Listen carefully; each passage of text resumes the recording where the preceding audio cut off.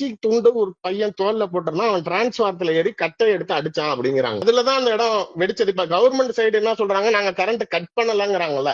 ஆனால் அங்க current cut ஆனது சில விஷுவல்ஸ் மூலமா தெரிய வருது. ஒரு விஷுவல் கூட நாளைக்கு மீடியா சைடுல இருந்து வரவே கிடையாது. இங்க நீங்க லீக் ஆகிற அவ்வளவு இந்த லத்தி சார்ஜ் பண்ணதா இருக்கட்டும், செருப்பு வீசப்பட்டதா இருக்கட்டும், கரண்ட் கட் ஆனதா இருக்கட்டும், இது எல்லாமே கற்கள் வீசப்பட்டதா இருக்கட்டும், இது எல்லாமே அங்கங்க இருக்கிற யாரோ ஒருத்தர் செல்போன்ல ஷூட் பண்ணி லீக் ஆகுறது. ஒரு எக்ஸ்க்ளூசிவ் மீடியா ஷாட்ஸ் கிடையாது. எந்த வெளிப்படைத்தன்மையும் ஊடகங்கள்ல இருந்து காட்டப்படல.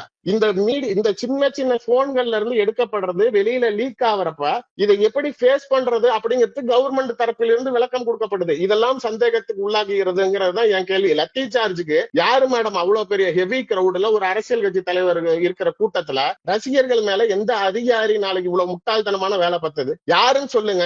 இதே கேட்டீங்கல்ல, எடப்பாடி பழனிசாமி துப்பாக்கி சூட நியூஸ் பார்த்து தான் தெரிஞ்சுக்கிட்டாராம், யாரு சொல்லி ஃபயரிங் பண்ணது எனக்கு நீங்க வெளிப்படைத்தன்மை சொல்லுங்கன்னு எதிர்கட்சி தலைவரா அந்த ஸ்டாலின் கேட்ட மாதிரி அங்க குறைந்தபட்சம் ஒரு IPS அதிகாரி கேடர்ல தான் நாளைக்கு லத்தி சார்ஜுக்கு ஆர்டர் கொடுக்கணும். யார் கொடுத்தது?